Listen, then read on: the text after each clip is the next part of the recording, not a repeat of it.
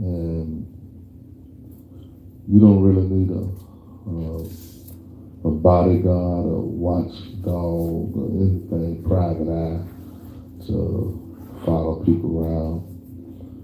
We serve a God that's omnipresent, and God reveals the hearts of people.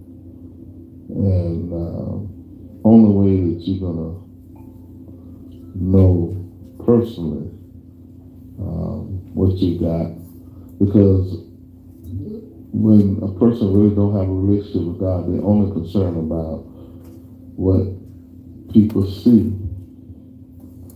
There's a fear when you know God is in your presence.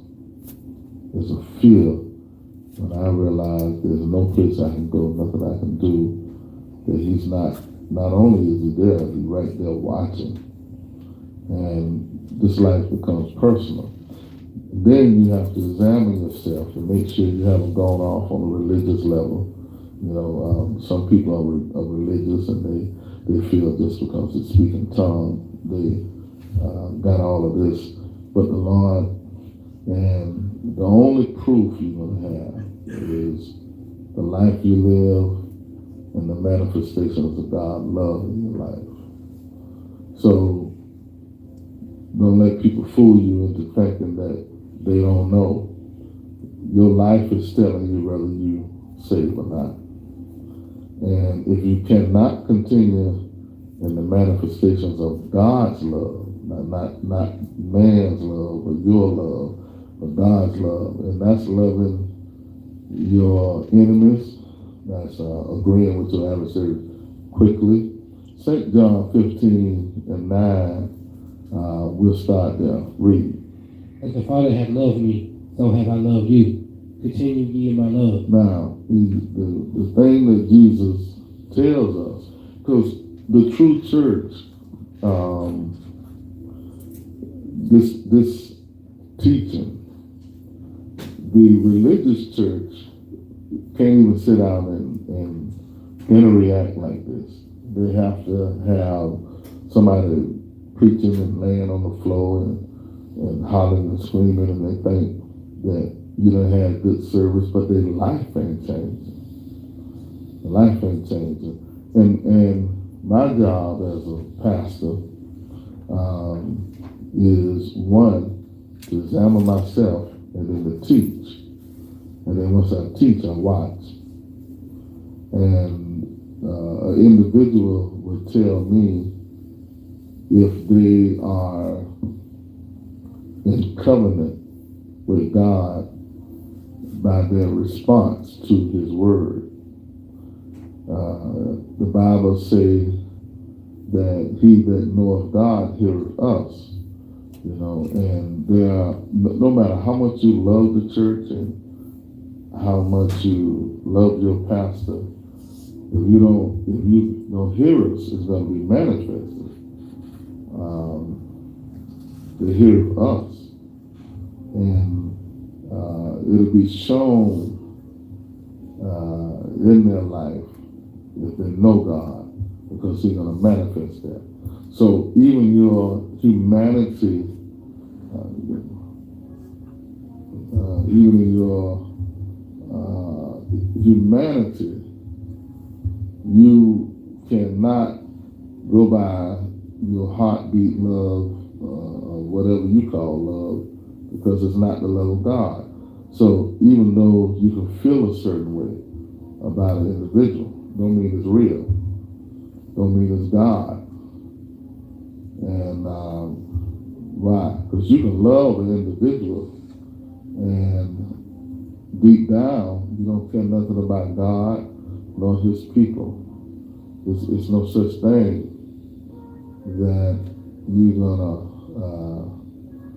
turn to 1 John. You don't. It ain't in your lesson, but 1 John, the 4th chapter, the 6th verse. We are of God, and he that knoweth God heareth us. So if you can't hear us, and he that is not of God heareth not us, hereby know we the spirit of truth and the spirit of error. So basically is telling us straight out, if they belong to God, they're supposed to be able to hear us. And hearing us is not. James said, now, I'm not going to allow you to come and just hear. And that's what a lot of folks do. They come and they just hear. You got to be a doer of this word. You can't be a person that just coming here. So, Lord was dealing with me this morning. He said, I can show you, the Lord was telling me, he said, I'll show you the spirit of some people. He said, go and tell some of them to give up their cell phone. Watch and see what they do. Watch and see what they do. He said, because that's your connection to sin. That's your connection to your world. That's why when a person is cut off to their world, it'll really be manifested what's in them. A lot of times, that's why people can go to church and and they appear, they just show appearance to being saved. But it's just like a drug addict. You take a drug addict and you take them you lock them up in a room and they can't get up and get out and get no drugs.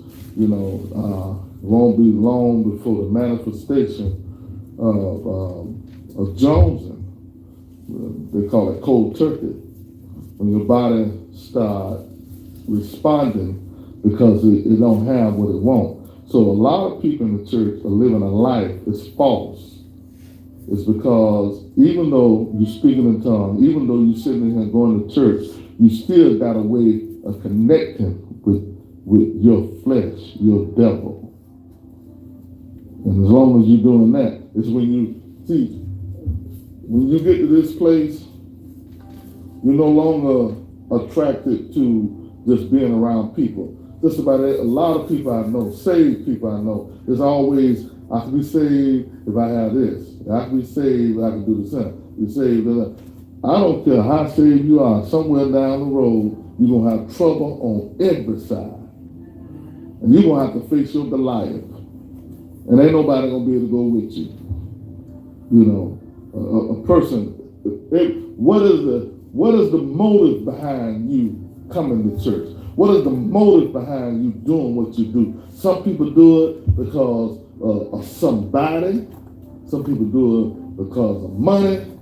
Some people do it because they want glory. They want to be seen. But when you get to that place where it's just you and Jesus, it's you and Jesus. Most of the communication and my heart expression to God is alone. It ain't in front of you all. It ain't no show. Don't come here to no church that act like it and they live in a double life someplace else. That's why I'm bringing them brothers in with me. The Lord tell me, he said, bring Aaron. I'm building up Byron, then I'm shipping him out. And this is a thing that you do. It's a thing that you do, and the moment they show me a sign, they ain't listening to me. And they ain't gonna be with, because all of them respect me. They say, yes, sir, yes, sir. But you show me, and I ain't gonna say nothing to you. I just look at your life. It ain't gonna be Bishop confronting you about the sin. I just say what I say, and you'll take it lightly. That's what they did in the Bible. They took it lightly, the things that God said. Somebody tell the Lord, thank you. You can't call yourself in to do something in a way and it be contrary to what Buddha Mark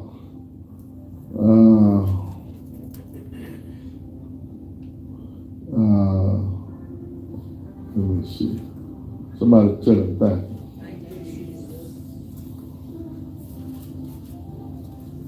When the Lord bless you,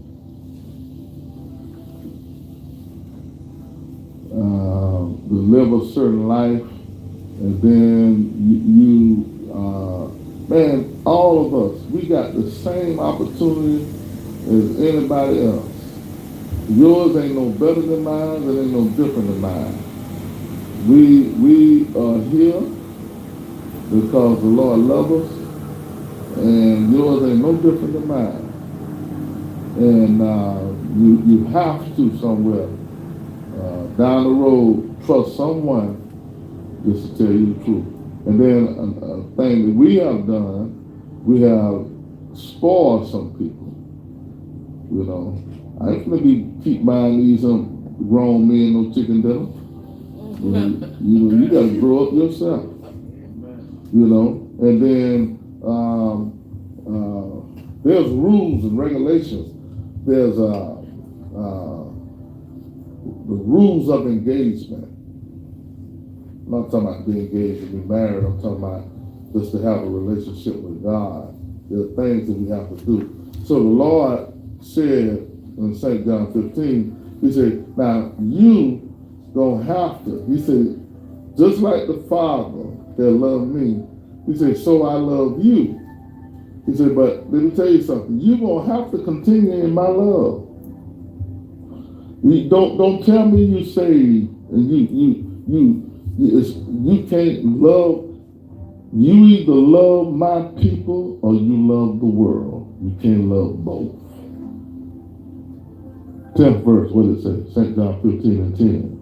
If you keep my commandments, you shall abide in my love. He said, now, I'm going to show you if you are mine, if you keep my commandments, so my love going to stay with you. So imagine all these other people speaking in tongues, and some of them don't speak in tongues. They ain't got no Holy Ghost. They do not have the love of God. The love of God. You speak it in tongue and it's dry. You just speak in tongue. You speak in tongue. How your mind is set when you're among God and his people, or even in the world, how your mind is set. How you thinking? How is it operating? How is it operating? You know, the only thing I have is the word of God. That's the only thing I have. And the word of God, I don't care nothing about how I feel about you personally. I don't care nothing. The word of God says that these signs shall follow them that believe. And these signs will follow them that's in the flesh. And these signs shall follow them that's going to hell. You just observe them and sit back and say, okay, well, that one right there, they'll be around about 2 years. They'll be gone. They ain't be here long. Slick Willie Bay, somewhere down the road, it ain't gonna be you and these saints. It's gonna be you and me class. I come at you straight. Because the more you play, the harder I preach. And what we doing right now, we face to face. Ain't no backstabbing. I throw a brick right from here in your face. Tell somebody, examine yourself. I ain't playing. I love you to life. I don't love you to die. I ain't gonna let you die in front of me, and I don't tell you the truth. If you're gonna die, that's your choice. I'm gonna make, folks that backslide, the reason why they stay in contact with me, because all the stuff I've been told them, they see it coming to pass. I say, let me tell you something. When you leave him, I'm going to make sure you ain't out there talking about, well, I got a stroke of bad luck. You's a knot-head lie. Bishop, I'm just going through a little bad luck right now. No, you ain't. You getting whooped by God. The way of a transgressor is when there's some light go out on you, you got to trade it on somebody else. You know, and then that's where you go. Y'all love the Lord? Tell the Lord, thank you, Jesus. But the way of transgressor is hard. That might work in the world. When you get with me, you don't want to agree. St. John 15 and 11. You just don't even try to work with that. No, that's right. 15 and 11. These things have I spoken unto you, that my joy might remain in you, and that your joy might be full. So God's saying now, let me tell you something. If you really got that Holy Ghost, you know, I ain't talking about you gonna be feeling like you're on fire every day. You know, and some of you all, there's a difference in purging and demons. You know, There's a difference when God just purges. God will purge the saved person. Then there's a manifestation of demons also. And what you have to do, you look at a person's life, and then the individual have to examine themselves. So when you hear somebody coughing and spitting and going on, now it's a certain thing that we see from a certain point, but it's another thing when God just purging a saved person. Purging. Now, the individual has to examine themselves because if it's the manifestation of flesh, sin, then that person, I don't care about you faking around here speaking in tongues. Okay, nothing about that. You know what you're doing. Now, if you ain't doing nothing, then God just purges you. What are you doing? I'm purging you so I can bring forth more fruit. Going up to St. John 15. Y'all love the Lord? Tell the Lord thank you. You know, so it don't everything ain't demons. When God get ready to take you on another level, He gonna purge you. Go to St. John 15:2. What it say? Every branch in me that bears not fruit, He taketh away.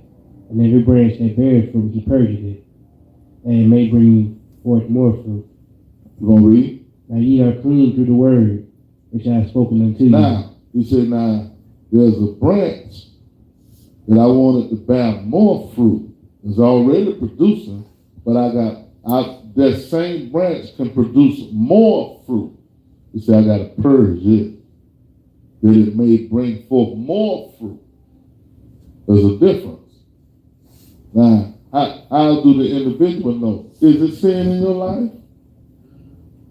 That's how the individual knows. But you can sit there. I ain't gonna let you sit in here and lie to yourself. Come on, baby. You know how you feel. You know what you're doing. So there's a person that's purging because of the manifestation of flesh, of demons, and then there's a person that's purging because they know they ain't done nothing, but He purging them so they can produce more fruit. Now, I know a little something. I understand that Jesus was ministering to farmers, so they would understand. I don't understand because I used to pick oranges. You go out there in that fruit grove and you pick them oranges, and then them trees get bigger, and then they get big, and you got dead branches on them. In the summertime, they still got these machines. I don't know, you all that live in Florida. In summertime, when the fruit season over with, they take that machine out there and give that tree a haircut. And so the new ones was getting the tree come out looking like SpongeBob head, square. Y'all ever seen that before? You know, the orange tree being purged and they cut it square.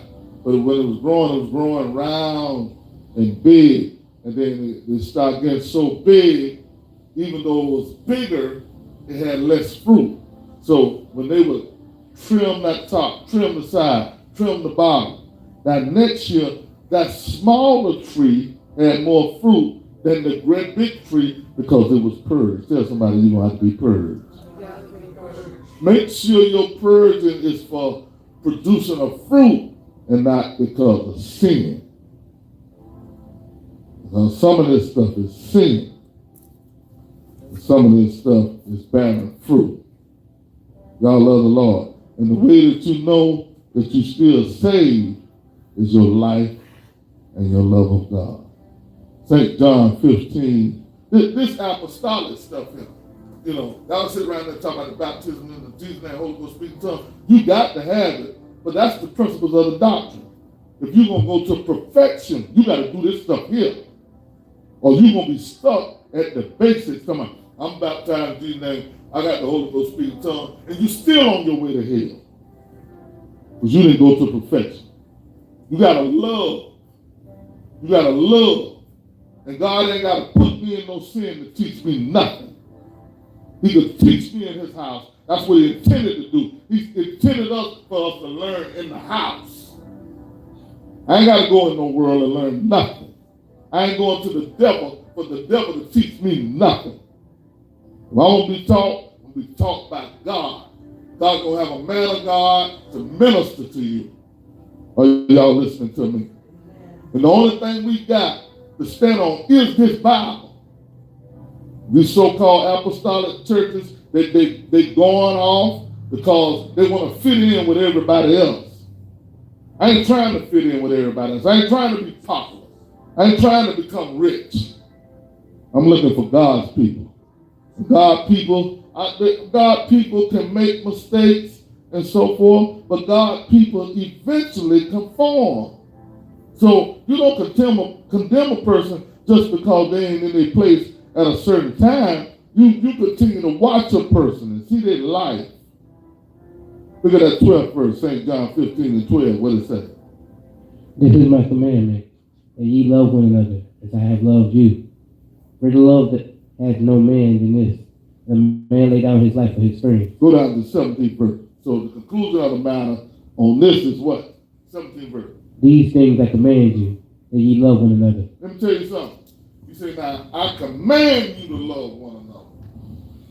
Tell nothing about you loving your kinfolks and you don't love God's people. You say, I command you to love one another. Tell somebody, you got to love me. You gotta love me. Or you going to hell.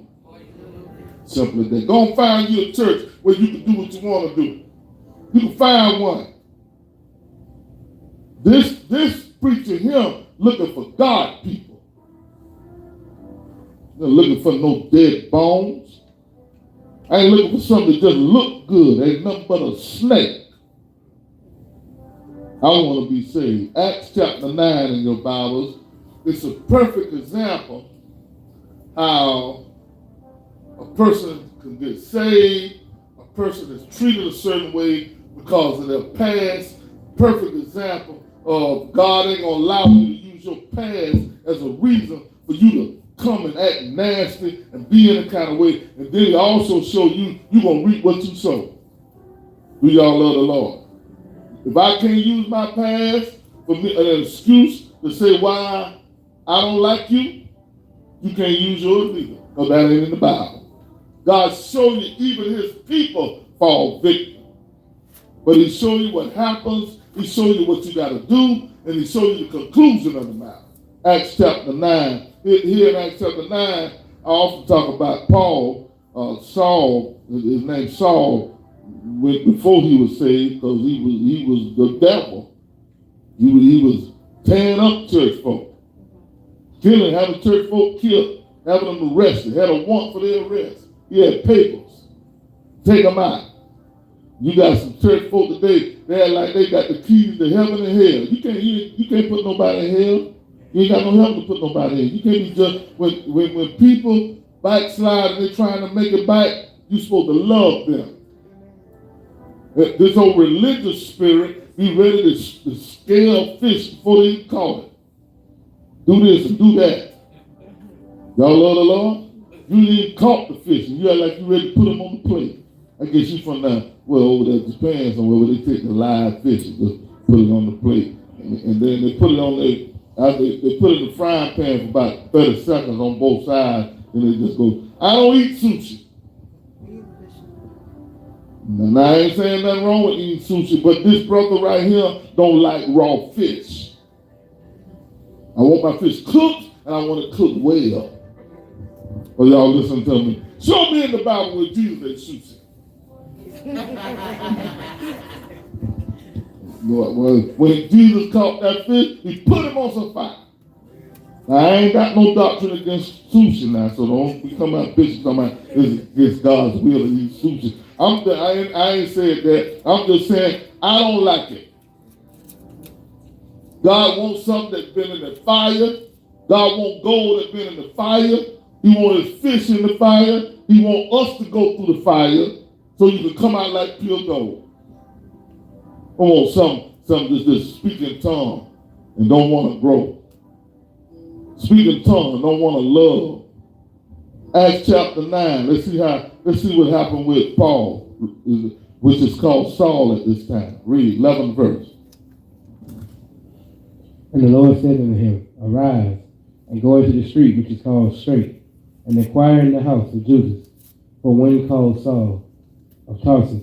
For behold, he prayed, and he had seen in a vision a man named Ananias coming in and putting his hand on him, that he might receive his sight. Now, God that came to Saul, who is Paul, and showed him that a man named Ananias is coming to him to lay his hands on him, because at the time, Paul, he saw the Lord. A true apostle gonna see God and live. He saw the Lord and went blind. He saw him. So one of the signs of a true apostle, he gonna see the Lord and live. So now Paul is an apostle after the first 12. Barnabas and Paul are the apostles after the first 12. So you still have apostles alone. But one of the signs of a true apostle is somewhere in their life they're going to see God. And that's why I ain't there. Ain't nobody going to make me now. Because I ain't finna lie to nobody. I ain't seen the Lord. But I sure feel it. He be moving at me. He be talking to me. I done did everything but saw him. He lives in my soul. He be inside of me moving and talking and operating. Telling me what to do. Telling me who's who, what's what. Watch this. Do this. Say this. Go here. Do this. And I experienced everything but sin. So all these folk who call themselves apostles, have you seen the Lord and lived? So Paul saw the Lord and went blind. And God telling him, it's a man named Ananias coming, and he's going to lay his hands on you, and your sight coming back. Now, watch how, now God got to go and talk to Ananias. 13th verse, what it say? Then Ananias answered, Lord, I have heard by many of this man how much evil hath done to thy saints at Jerusalem. Now, here we are. Ananias, this is how saints treat someone when they have come from presumptuous sin and you know about it. So Ananias is sitting here saying, like the Lord don't know, Lord, I have heard by many of this man how much evil he have done to thy saints at Jerusalem. Like the Lord don't know. Like, Lord, let me tell you something. I heard about this man that did a lot of stuff for the saints in Jerusalem. Like he's giving God an insight. Let me tell you something, Lord. You probably don't know this now, because this man you telling me to go lay hands on. God already knew that. 14th verse, what it says? And here he had authority from the chief priest to bind all that call on thy name. But the Lord said unto him, Go thy way, for he is a chosen vessel unto me, to bear my name before the Gentiles and kings and the children of Israel. And I want you to understand the people that are called. Everybody in the church ain't going to respect you because of who you say who you are. God had to tell Ananias who Saul was. He said, but the Lord said that he's talking to Ananias, go thy way, for he is a chosen vessel unto me. Now, God does not speak to everybody in the church. You walk in the church because you feel you got a high calling and think everybody's going to respect you. God had to tell this particular man, because this particular man going to have a part of the growth of his ministry. He's going to lay hands on him. So nobody cares about you walking in and talking about, I got a high calling, I got a high calling. Nobody cares about you high calling. Well, have a high life you live. Have holiness you live. Live holy. Let us see it. Don't talk about it. Show it to me. Tell us about you up and coming preacher. Well, show me you up and coming preacher. Act like one. Or you're an up and coming preacher, homemonger. That's what you is. That's what you're going to be if you don't listen. You're going to be the preacher that sleep with people. That's what you're going to be. God ain't raising, he ain't raised us up for that. He raised us into being holiness. He raised, there's one Lord, one faith, one baptism, one husband, one wife, no girlfriends and boyfriends on the side. When you run and tell that. I don't care nothing about what they're saying now. That you can marry again. You can do all this other stuff. Stick with the Bible. You don't want just no building full of people. They don't care now. They just want a building full of people. I'm looking for God's people. God's people gonna hear this word, and not only are they gonna hear it, they're gonna do it.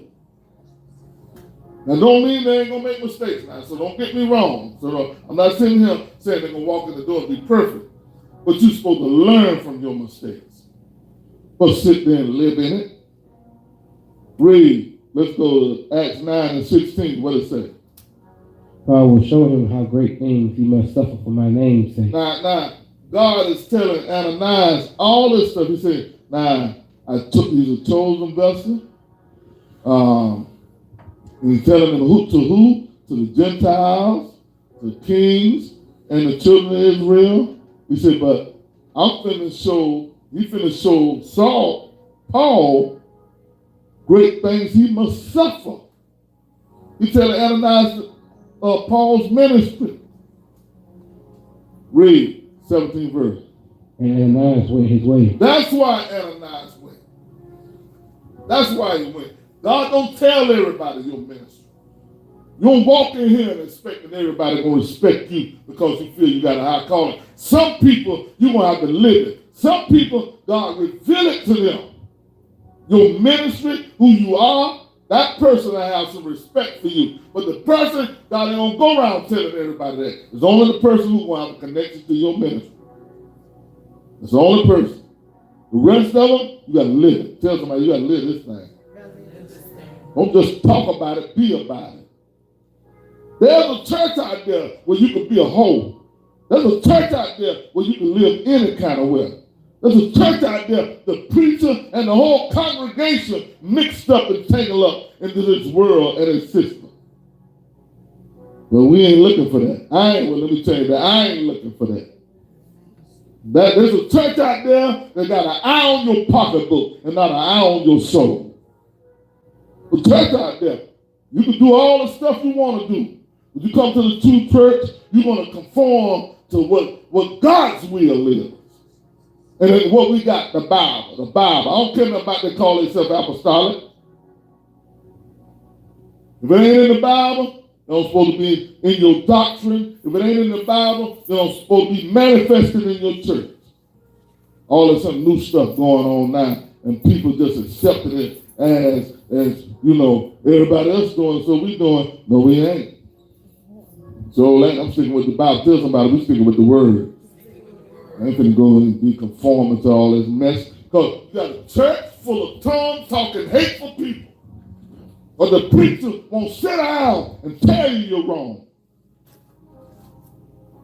That's what they got. Y'all love the Lord? What verse we at? Acts 9 and 17. Read. And Ananias went his way and entered into the house and putting his hands on him, said, Brother Saul, the Lord, even Jesus, that appeared unto thee in the way as thou comest, has sent me, that thou mightest receive thy sight and be filled with the Holy Ghost. And immediately there fell from his eyes. Look at him. All these people who around here want to be saved without the baptism in the Holy Ghost. Ananias in 17th verse is telling Saul, he said, the Lord sent me that thou mightest receive thy sight and be filled with the Holy Ghost. He had the Holy Ghost. And what? He had the Holy Ghost, his name was Saul. Then when he got the Holy Ghost, his name was changed. Do you know your new name? 18th verse, what it say? And immediately there fell from his eyes as it had been scales, and he received sight forthwith, and arose and was baptized. Now listen, so the Bible tells you the whole plan. First it said, you need to be filled with the Holy Ghost, but the next verse lets you know he got baptized too. He got baptized in that water. That was salvation. Ain't none of this new stuff. Call yourself accepting Jesus. How you going to accept Jesus Christ in your life? Now we're going to go to the 26th verse. Now, from the result of Saul's past, this is how God's people respond. Acts 9:26. Begin reading. What it say? And when Saul was come to Jerusalem, he essayed to join himself to the disciples, but they were all afraid of him, and believed not that he was a disciple. Now, look at the saints. They were all afraid of him and believed not that he was a disciple. Now, God left all this in the Bible to teach us and let us know how some people gonna treat you, and you cannot say that they ain't saved. You'll sit there and find fault in God's people. The Bible says, and when Saul was come to Jerusalem, he essayed to join himself to the disciples, but they were afraid of him and believed not that he was a disciple. 27 verse, what it say? But Barnabas took him and brought him to the disciples. Barnabas took him. Barnabas took him. So everybody ain't going to receive you. And it's not the church. There's nothing wrong with the church because they're looking at you and they ain't saw nothing in your life yet. You're going to sit there and point your finger at church folk, but they ain't seen nothing but your old self. You think it ain't the will of God. You talking about they ain't saved. So the Bible showing you right here, these are the disciples of the Lord. They were afraid of him, and they did not believe he was saved. They didn't believe he was saved. So all this other stuff, the church folk don't supposed to do that. Church, well, they did it in the Bible. They did it in the Bible. It did not say they're going to hell. It's because you ain't lived nothing in front of them. He ain't lived nothing in front of them yet. 27 verse, what it say? When you see people getting respect around the church, or they don't live something to the church.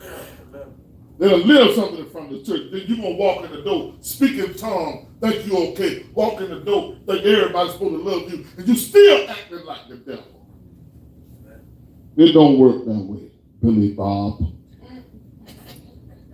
Y'all love the Lord? What verse we at? I done lost my place. I done knocked the thing. You know? 27. Acts 9:27. What it say? But Barnabas took him and brought him to the apostles, and declared unto them how he had seen the Lord in the way, and that he had spoken to him, and how he had preached boldly. Now look who's talking for him. Barnabas. You need to shut your mouth until God sees something in you, and they'll speak. Barnabas talking for Saul. He's talking for him. But Barnabas took him and brought him to the apostles and declared unto them how he had seen the Lord in the way, and that he had spoken to him, and how he had preached boldly at Damascus in the name of Jesus. So Barnabas saw something the rest of the congregation ain't seen. He saw him out there preaching Jesus boldly. Until you live something, you ain't got nobody to speak up for you. That's what's going on. You're going to get mad at folks because they don't want to accept you. Walk around here with a demon, walk around here with a spirit, and you get mad because you have repented. You can repent for 2 or 3 days, but you've been doing what you're doing for the last 15 years. Expect everybody just jump on with you because you done repented. Repented for 1 week, repented for 1 year. You've been doing it all your life. Then you expect, don't you know I really done changed? Well, let's see. Let me wait and see till the test comes. I ain't talking about the thing in front of us. I'm talking about when Bishop gone and the other people gone, let's see how you act. So you can't sit around here talking about you got the Holy Ghost and still mean, still around here got the Holy Ghost, you still a hoe, still around here got the Holy Ghost, you still got an attitude, still around here got the Holy Ghost, you ain't speaking to people. What kind of Holy Ghost you got? Can I tell you the truth? Yes, I can. I ain't waiting on you to answer. I'll answer for you. You better not roll your eyes. Look at it.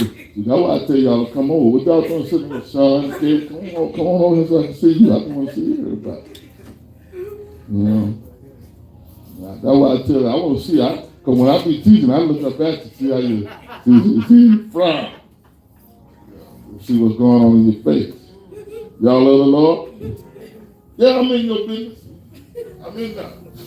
Don't you want to know for real? Come on, man. I don't want to be in here thinking that fake it, you won't make it. Everybody can't handle this kind of teaching. The world can't handle this kind of teaching. The false church can't handle this kind of teaching. They want somebody to just preach them happy. Just say something good to them. Just so they can shout. It ain't change. God is with change. And Barnabas speaking up. The only reason Barnabas is speaking up is because Barnabas saw him preach bold. Saw him. Keep on reading. The 28th verse, Acts 9 and 28. What it say? And he was with them, coming in and going out at Jerusalem. And he spake boldly in the name of the Lord Jesus, and disputed against the Grecians, that they went about to slay him. Which when the brethren knew, they brought him down to Caesarea, and sent him forth to Tarsus. Then had the churches rest throughout all Judea and Galilee and Samaria, and were edified, and walking in the fear of the Lord, and the comfort of the Holy Ghost were multiplied. So Barnabas sitting there seeing him preaching, and saw the Grecians, they wanted to slay him, they wanted to kill him. Barnabas saw that. He realized his past, but the other disciples just see him walking in the door. Barnabas was down there when he was preaching boldly Jesus, and folks wanted to kill him. Now, from the results of people treating you a certain kind of way, this is what happened, Acts 15. Certain ways are produced that are not accepted by God. When people treat you a certain way, certain ways can be produced, but it does not mean that God accepts it. So let's see how now Paul is acting with church folk. Acts 15, 37 through 39. Read. And Barnabas determined to take with him John, whose surname was Mark. But Paul thought not good to take him with them, but departed from them from Pamphylia, and went not with them to the work. And the contention was so sharp between them that they departed asunder one from the other. And so Barnabas took Mark and sailed into Cyprus. Now, Paul, I done shared this with y'all so many times. Paul got so much contention between him and Mark, they couldn't do ministry together. So from the result of a person being treated certain ways by church folk, certain ways that God will not accept can be produced. And I want y'all to understand that. Certain ways that God will not accept will be produced. And ways that you're going to eventually reap what you sow. I don't care if you're chosen of God. Let's go down to 2 Timothy 4. You're going to reap what you sow until your ways change to the love of God. Let's read 2 Timothy, the 4th chapter. Begin reading at the 9th verse. What it says. Do thy diligence to come shortly unto me, for Demas has forsaken me. Now look what's happening to Paul now. One of his members. For Demas have forsaken me. Now he's reaping what he sowed. People don't want to be around you. Read. Because why? Read. For Demas hath forsaken me, having loved this present world, and departed into Thessalonica, Crescens to Galatia, Titus unto... Not only didn't want to be around you, he ready to leave town. You get from around that speaking in tongue, man over there with an attitude, over there got contention with Mark, and face to face with Peter, act like you want to fight Peter. You know, look at my pastor. He ready to fight. Look at my pastor. You know, he over here arguing with Mark. And look at the 11th verse. Look what the results. You're going to reap what you sow. Well, one, you're going to reap what you sow. Somebody going to come in too nasty than you. Think you big dog? There's a bigger dog out there. Read. Only Luke is with me. Now he got one member. The man that got the revelation of the scripture got one member. The man that one of the members fell asleep and died, he came and laid on him, and they came back alive. Man that was a prisoner of the Lord.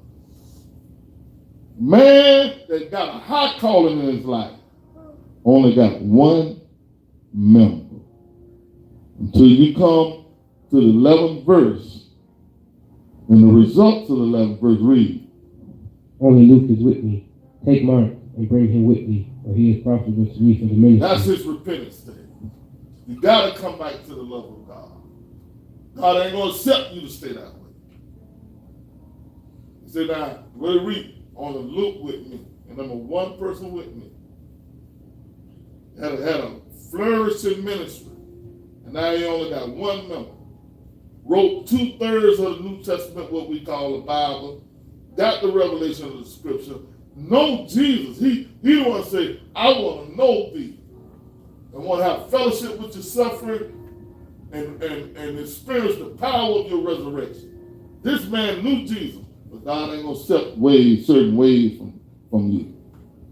You don't care nothing about your past and what done happened, and then you feel you can just say what you want and act any kind of way.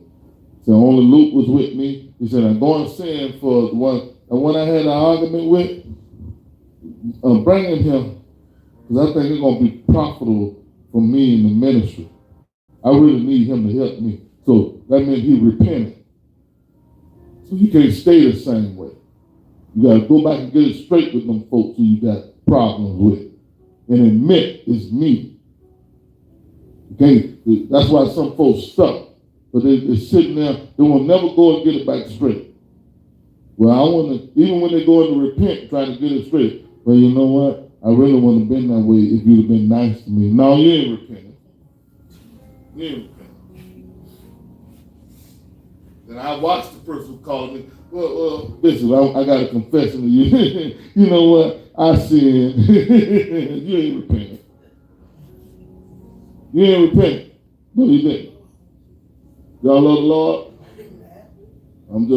Yeah, they laugh and confess. Y'all love the Lord? Tell the Lord thank you.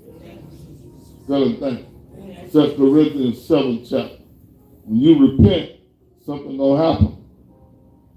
You know. There's two different types of sorrow. 2 Corinthians 7 and 10. They say, for godly sorrow worketh repentance to salvation, not to be repented of, but the sorrow of the world worketh death. So there's a sorrow of the world. You know what? I'm talking about they all gonna be laughing, some of them just be smiling. You know what? I just smile. They don't know they're smiling. I'm sitting there, don't you know who you're talking to? The Bible says godly sorrow worketh repentance. You know, when I get confession, people be smiling, they be laughing, and I just sit there and watch. I just say, they don't know who they're talking to. You know, they're talking to somebody they think don't read the Bible. God is sorrow workers repentance. You know what? I sinned.